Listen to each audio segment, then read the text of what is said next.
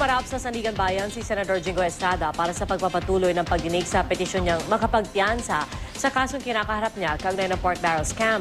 Dumating din doon ang kanya amang si dating Pangulo at ngayon Manila Mayor Joseph Estrada na may nabanggit tungkol sa posibleng mga pambato ng oposisyon sa eleksyon 2016. May ulat on the spot si Sandra Aguinaldo. Sandra? Yes, Pia, dumalo nga sa bail hearing ni Senator Jingoy Estrada ang kanyang amang si Manila Mayor Joseph Estrada at sa kanilang hiwalay na interview sa media ay pinalutang yung posibilidad ng tambalang Binay Jingoy sa 2016. Sabi ni Senator Jingoy ay balak pa rin niyang tumakbo sa mas mataas na posisyon sa 2016 dahil tingin niya ay pagsapit ng taon na yon ay posibleng cleared na siya sa plunder case na kinakaharap niya dito sa Sandigan Bayan dahil sabi niya ay wala naman umanong sapat na ebidensya laban sa kanya. Sinuportahan naman niya ng kanyang amang si Mayor Joseph Estrada at sinabi na nung una naman daw ang usapan talaga with Vice President Jejomar Binay ay tambalang Binay Jingoy talaga sa 2016. Narito po ang pahayag ni Mayor Joseph Estrada. Supposedly, yun ang usapan noon eh. Yun ang... So, he still have a chance and I believe that he'll be acquitted here.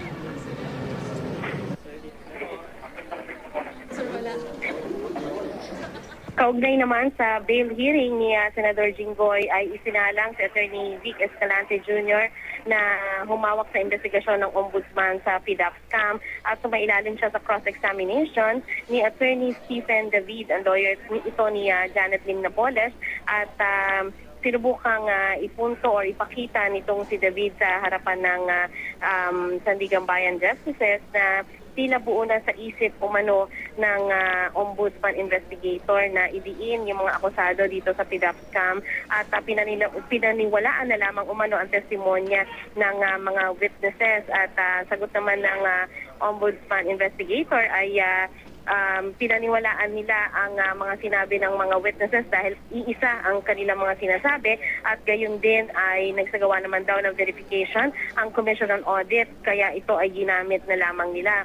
Samantala, Pia, napag-usapan din dito sa panayam na media with Mayor Joseph Estrada yung tungkol sa napaulat na pagtaas ng presyo ng manok at yun nga rin kakulangan ng manok sa isang sikat na fast food chain at yan nga ay napaulat na isinisisi rin sa truck ban na pinapatupad sa Manila pero ayon dito kay Estrada, hindi dapat sisihin ang kanilang polisiya at wala daw siyang babaguhin sa kanilang polisiya dahil aniya ay wala naman daw truck ban na ipinapatupad ng City of Manila para sa mga perishable items.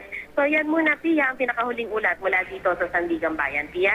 Sandra, balikan ko lang yung mga naikwento mo tungkol sa inyong interview kay Mayor Erap tungkol sa election 2016. Meron ba siyang nabanggit kung sila ay bukas doon sa posibilidad na maging adopted candidate si Vice President Jejomar Binay ng Partido Liberal? Kasi mismong si Vice President Binay ang nagpalutan ng balitang ito na may mga usap-usapan daw na pwede siyang kunin ng LP.